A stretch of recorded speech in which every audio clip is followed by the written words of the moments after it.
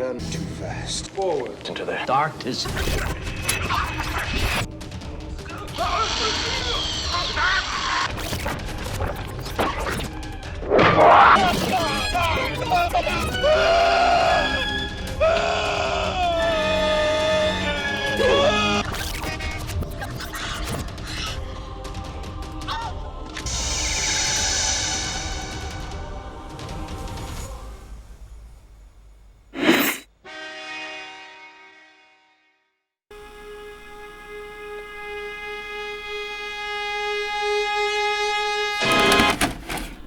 Welcome to Slash Forward, the channel where we provide summarization and commentary on all your favorite popular and obscure horror movies. In this video, we're going to take a look at the lesser-known 1983 slasher Sleepaway Camp. This was the only directorial credit for Robert Hiltzik until his direct-to-video follow-up, Return to Sleepaway Camp, in 2008. Lost in the glut of standard by-the-number slashers in the early 80s, Sleepaway Camp, due to its strong and novel twist ending, was able to rise above the typical slop and build a loyal fan base in subsequent decades. Remember that for later, that there's a twist ending about to be spoiled. Let's check out the movie.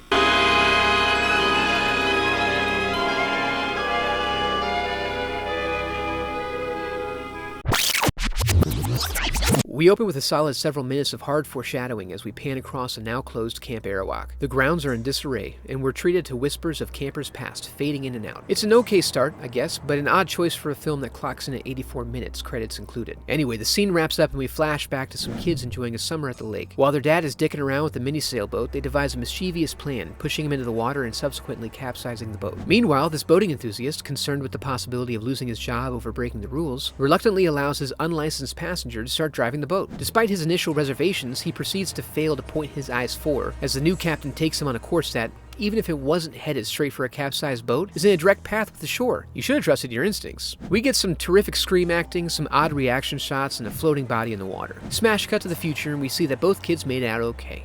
Psych! That's actually Angela and her cousin Ricky, who she went to live with after the boating accident. Her Aunt Martha ended up as her primary caregiver for some reason. We come to find out that Martha is a bit eccentric, as the actress portraying her overacts the part like an absolute lunatic. Why, of course! I believe there's a whole bag. Why, I'm almost sure of it.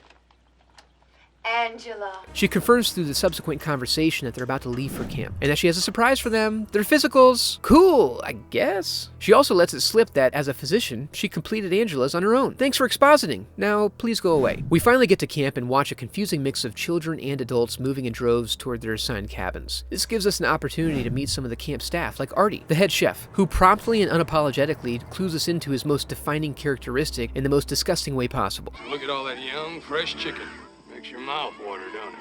We see some typical camp stuff and find out that Ricky is a regular at the camp who used to have a thing with Judy, the movie's main antagonist. Unfortunately for Ricky, Judy has matured, resulting in her desire to focus her attention primarily on the full-grown men that are patrons of the camp for some reason. Angela finds her bunk, which unfortunately is in the same cabin as Judy, and fails to endear herself to her bunkmates by sitting there with a 1,000-yard stare and refusing to talk to anybody. This is her basic MO throughout most of the movie. She's socially awkward and doesn't participate in most of the camp activities. Ronnie, the head counselor, is sympathetic and tries to see if he can help bring her out of her shell, but does little more than disturb the entire lunchroom as he prances about with his nards on full display, and at face level of the seated campers. Angela agrees to go back to the kitchen to see if they can find something she'd be willing to eat. Despite an abundance of warning signs like Artie's physical appearance, mannerisms, and everything he ever says, Ronnie leaves Angela in his care to go address another problem. Artie wastes no time getting down to the business of being a disgusting, pervy chode and starts to whip off his belt. Thankfully, they are interrupted and Angela leaves, allowing us to get right down to the business of watching Artie die slow. Artie, working on the world's tallest stock pot of boiling corn, distracted by the infuriation of an empty salt container, gets a little shove on his dirty ass, resulting in him taking a spill while bear-hugging 50 gallons of boiling water. He receives a fitting, protracted death as he's still screaming in agony while being carted off, even after he's been fully bandaged, so you know a lot of time has passed. We have to surmise that he dies because he saw the killer, but there's no mention of this afterwards. So long, Artie. The owner, Mel, shows his true colors when he asks, Look, can we move this along, please? wanting to ensure that this was both ruled an accident and brushed under the rug to avoid scrutiny of the camp. He buys the cooperation of the staff by promoting Ben and giving the rest of the kitchen workers an extra $50 a week. We're treated to some camp shenanigans with the old pink eye trick. Haha, I made your face penetrate my anus. And then a good old game of man versus boy softball. Ricky's counselor goes with a t-shirt up top, sweater on bottom look as we're treated to an inordinately long softball sequence that doesn't seem to serve any purpose other than establishing intercabin rivalries. This leads us to the evening mixer. Some of the older boys, friends, lamenting the boy-girl ratio for their skinny dipping session, decide to invite Angela. This sets off Ricky and leads to a brief scuffle. Paul, rock hard from the adrenaline rush, decides to throw caution to the wind and attempt to win Angela's favor by explaining to her how well he knows her cousin. Me and Ricky, we go back a long time. We've been best friends for 3 years already. This is a questionable tactic, but he manages to draw out her first word. Good night. Leading to a spontaneous ejaculation and enraging Judy, who can't stand to see anyone happy. The boys, unable to convince the girls to swim with them despite repeated begging, go off on their own for a game of wet naked grab-ass, while Kenny separately convinces Leslie to go boating with him. He promptly demonstrates why he can't be trusted when he capsizes the boat. Reveling in the genius of his plan to continue to not get laid, he chooses to remain in the boat, singing to himself while his friends leave him behind. He's joined by a mysterious midnight bather who encourages him to practice holding his breath underwater. He doesn't do a very good job, which is evidenced in the morning when a counselor, cleaning up the dock area in the most surly way possible, Pick up this, pick up that. Clean here, clean that. Right here, Mel.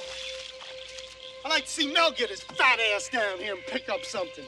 That cheap son of a... finds his body. Mel continues to try to influence the police investigation, again concerned with the camp's image, but Ronnie's getting a little uneasy with this. So it was one of those fluke accidents we could not have foreseen, and that is all there is to it. I don't know, Mel. It was an accident. Hey! Bitchin' tits, bro. Judy dominates the volleyball court while Angela continues to warm up to Paul. Judy, previously only interested in men, has now decided that she likes 13-year-old boys and is infuriated by the burgeoning relationship. Paul manages to convert an evening trail walk into a couple of passionate kisses. I have to go now. While inside, a simple shaving cream trick gets real as Mozart whips out his buck knife. The next morning, Paul refuses to pump the brakes on their relationship and plays a game that's never really fun, and always a little unnerving. Meg, misinterpreting this as a fun and interesting interaction, something that she does not tolerate as Judy's chief toady, goes to confront Angela. Angela demonstrates the power of ignoring an asshole, driving Meg nuts and resulting in a physical altercation. In the next scene, we're treated to a classic rooftop water balloon fight. When one of the boys takes aim at Angela, Ricky is predictably set off. When the main balloon antagonist goes off to take, he's predictably killed with bees. While they don't pick him clean, we do get a cool shot of him with a full-on face mask of bees. Mel has now switched gears. He acknowledges the likelihood that a killer is on the loose, and thinks he knows who it is, subtly making references to the rage monster Ricky. I know. I've known all along. I've seen the hate in his eyes. But I never did anything. Paul and Angela get in some time at the lake where they engage in some playful Greco-Roman wrestling. When Paul tries to amp things up, we get a flashback to Angela and her brother peeping on their two dads and joined in a tender, sweaty embrace. And then to some sort of weird interaction between the two siblings. When Angela snaps out of it, she runs off. We then observe a game of capture the flag where Judy successfully drives a wedge between Paul and Angela by convincing Paul to kiss her. Later, Meg and Judy, unable to deal with the idea that other people exist and that those people may find their own pockets of happiness completely independent of their circle of influence, decide to ratchet things up and drag Angela to the lake where they toss her in. The counselors, all present and disapproving after the fact, do nothing to prevent this for some reason as the camp turns into Lord of the Flies. And now, everything has been put into place for our final evening at the camp. The counselors get their assignments for the evening. Meg lucks out and gets a free night. Boy, are you lucky. You ain't kidding. I could sure use a night off. From being a bitch, we find out, oddly, that Meg is a thing from Mel, the camp owner. 9:30? You got it. See you then. Intent on preparing her body for the evening's coital festivities, she goes to an adjacent empty cabin to avoid the shower line. She does the best job she can at acting nonchalant while showering by humming a wretched tune. And trying to remember what one's hands do when engaged in the act of cleaning one's body. Before she's able to get things figured out, she's mercifully stabbed through the curtain, with the knife getting raked down her back, likely splitting her spinal column open in the most brutal and painful way imaginable. Next, we have a sequence of shots that leads us toward the ultimate conclusion. Paul scores one last chance with Angela, both agreeing to meet down by the shore. Eddie, camping with the youngins, leaves to take back two whiners who are too chilly to camp out under the night sky. Mel goes looking for Meg in his best green dress slacks and interrupts Judy and Mike, causing Mike to decide that the risk isn't worth putting up with Judy. Chicken shit.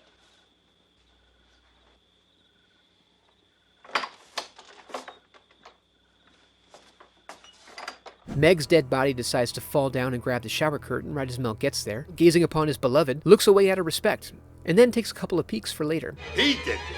I had him. I let him go. Please. I'll stop him. Gotta stop him!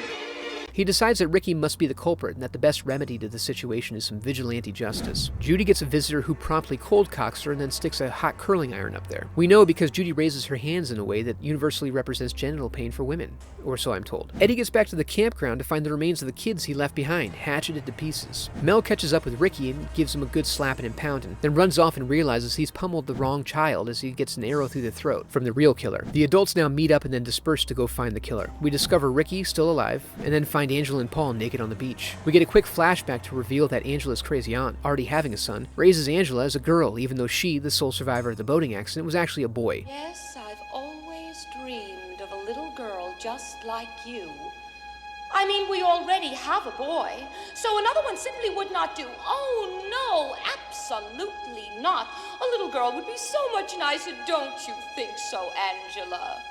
This leads to the phenomenal reveal that Angela has actually decapitated Paul, and that she's swinging meat on the beach as she hisses at the gawkers, a scene that drags out for longer than one would expect, and is likely kept perfectly still to ensure the mats line up, which only serves to add to the unusual and unsettling nature of the scene.